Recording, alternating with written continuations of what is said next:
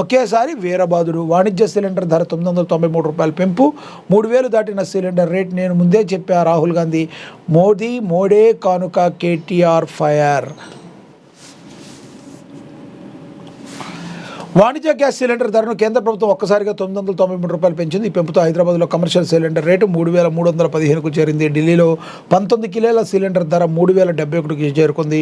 ఢిల్లీ వాణిజ్య LPG cylinder ధర గతంలో 2078.50 ఉండేది, ₹78.50 ఉండేది. అదేవిధంగా ముంబైలో వాణిజ్య ఎల్పీజీ సిలిండర్ ధర 2031 నుంచి 3200కు పెరిగింది.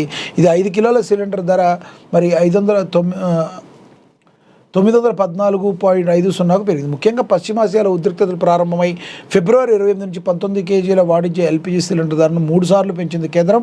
మొదట మార్చిలో 144 పెరగగా ఏప్రిల్లో 1న దాదాపు 200 మేర పెరిగింది. అంతర్జాతీయ మార్కెట్లో ముడి చమురు ధరలు పెరగడం, సరఫరా ఇబ్బందులు, పశ్చిమాసియా ప్రాంతంలో యుద్ధ పరిస్థితులు వంటి అంశాలు ఈ పెంపునకు ప్రధాన కారణంగా తెలుస్తుంది.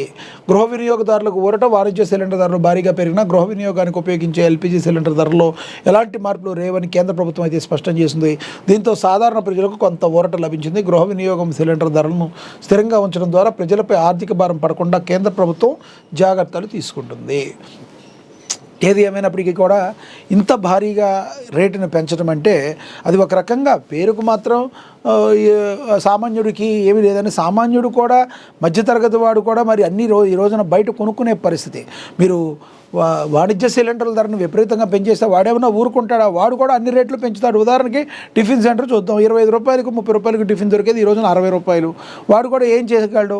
ఇది కూడా సామాన్య ప్రజల పాలిట శాపంగా మారిన పరిస్థితి. కానీ ఈ పరిస్థితిని బట్టి మరి మేము చేయాల్సి వస్తుందని ప్రభుత్వం అయితే చెప్తుంది. దీనిలో వాస్తవం ఎంత అవాస్తవం ఎంత అనేది మరి కేంద్ర ప్రభుత్వానికే తెలియాలి. ప్రజలందరూ మాత్రం దీని మీద మరి చాలా అన్హ్యాపీగా ఉన్నమాట వాస్తవంగా మనం గమనించవచ్చు. మేడే నాడు మోదీ బాదుడు. గ్యాస్ సిలిండర్ ధరపై మరి కేటీఆర్ ఫైర్ అయ్యారు. ముందే చెప్పానని చెప్పి రాహుల్ గాంధీ అంటున్నారు. మేడే నాడు మోదీ బాదుడు అని కూడా ప్రచురించారు. దాని గురించి కూడా చూద్దాం ఒకసారి.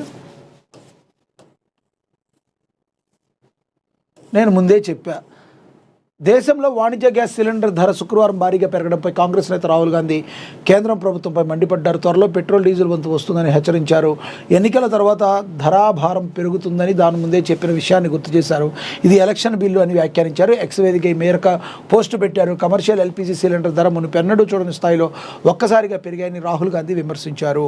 ఫిబ్రవరిలో ఇప్పటి వరకు కూడా 1380 మేర ధర పెరిగిందన్నారు. కేవలం 3 నెలల్లో ధర 81% మేర పెరిగిందని వివరించారు. ఎన్నికల తర్వాత ఇలా జరుగుతుందని తాను ముందే చెప్పానని రాహుల్ గుర్తు చేశారు.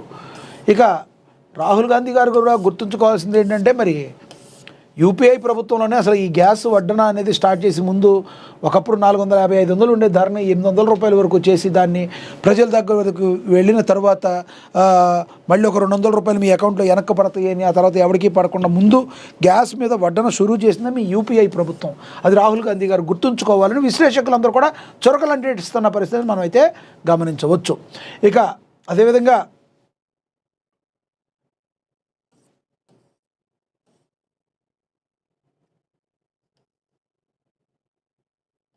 కేటీఆర్ కూడా దీని మీద స్పందించారు. దీని గురించి కూడా చూద్దాం.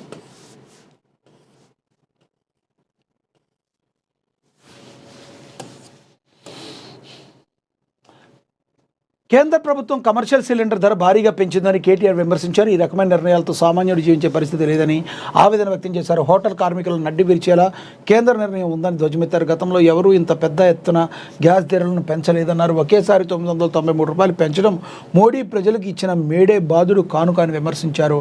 ఈ ప్రభావం కార్మికులు సామాన్యులపై ప్రతికూలంగా ఉంటుందని కేటీఆర్ తెలిపారు. వాస్తవం ఇది. ఎందుకంటే మరి ఇదేదో కమర్షియల్ పెంచినంత మాత్రాన సామాన్యుడికి ఊరట అనేది లేదు. సామాన్యుడు కూడా ఆ హోటల్ దగ్గరికి వెళ్ళి సామాన్యుడిగా జేబులోంచే కదా వాళ్ళు కూడా డబ్బులు మొత్తం లాగేసుకునేది. ఇది మొత్తం కూడా ఒక రాజకీయ క్రీడలాగా ఉందని జనాలందరూ కూడా చాలా సీరియస్గా ఆలోచిస్తున్నారు. ఇదైతే కేంద్ర ప్రభుత్వానికి అయితే ఒక పెద్ద దెబ్బగానే మనం అయితే పరిగణించవచ్చు. ఇక నేనే సీఎం మీరే మంత్రులు అభ్యర్థులతో టీవీకే విజయ్. మనకు తెలుసు మరి తమిళనాట ఇప్పుడు ఎన్నికల్లో ఏం జరగబోతుందోనని అందరూ ఎంతో ఉత్కంఠగా ఎదురు చూస్తున్న సమయంలో మరి టీవీకే అధినేత కొంత ఆయన ఫాస్ట్గా వడివడిగా అడుగులు వేస్తున్నారు. ఏ రకంగా ఎన్ని సీట్లు వస్తే ఏ రకంగా వ్యూహాలను పన్నాలి, ఏ రకంగా ముందుకెళ్లాలని మరి ఆయన ఆలోచిస్తున్నట్టుగా మనకి స్పష్టంగా కనబడుతుంది. నేనే సీఎం